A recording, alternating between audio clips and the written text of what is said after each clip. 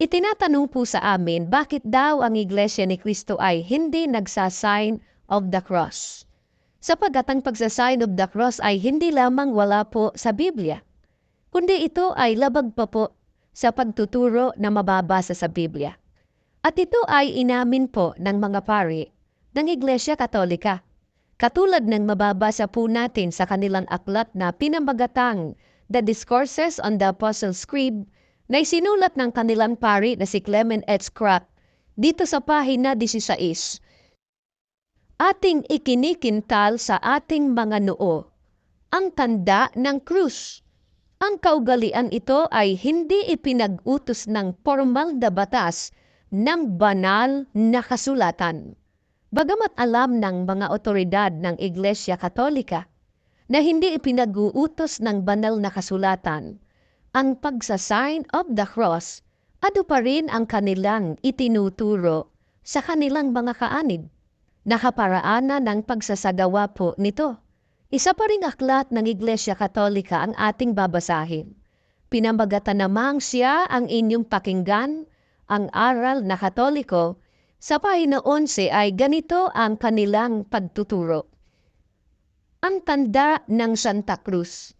Ang paraang ginagawa sa paggamit ng Santa Cruz ay dalawa. Ang mag-antanda at ang mag-krus. Ang pag-aantanda ay ang paggawa ng 3 krus ng hinlalaki ng kanang kamay. Ang unay sa noo, ang ikalawa ay sa bibig. Ang tanda ng Santa Cruz ay siyang tanda ng taong Katoliko. Ginagawa ng Iglesia Katolika ang pag-aantanda o pagsasign of the cross sa pamamagitan ng paggawa ng 3 krus ng hinlalaki ng kanang kamay. Ang una raw ay sa noo, ang ikalawa ay sa bibig. Hindi nga ba't ganyan po ginagawa ng mga kaanib sa Iglesia Katolika ang pag-aantanda ng krus? At ito ay nagpapakilala na ang gumagawa po nito ay isang Katoliko, sapagkat ang sabi sa kanilang aklat, ang tanda ng Santa Cruz ay tanda ng isang taong Katoliko. Ano po naman ang babala ng ating Panginoon Diyos sa nag-aantanda sa noo at kanang kamay, na kung tawagin ng Iglesia Katolika ay tanda ng Santa Cruz? Ang babasahin naman po natin ngayon ay pahayag po mula po sa Biblia. Dito po sa Apokalipsis sa 14:9 at 10.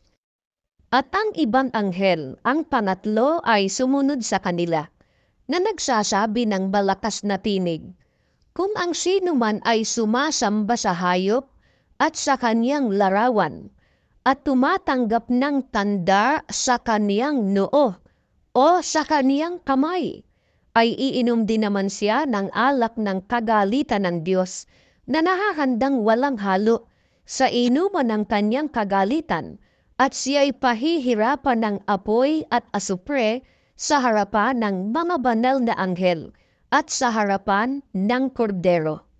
Tinitiyak po sa atin ng Biblia na ang may tanda sa noo at kanang kamay na kung tawagin ng Iglesia Katolika ay tanda ng Santa Cruz ay kasama sa parurusahan o pahihirapan ng apoy at asupre sa araw po ng paghukom.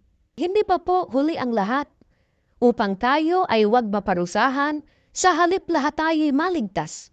Huwag lamang nating gagawin ang anumang bagay na magbubulid po sa atin sa walang hanggang kaparusahan. Nang isa rito ay ang pag-aantanda o ang pagsasign of the cross. Salamat po ng marami sa inyong pagsubaybay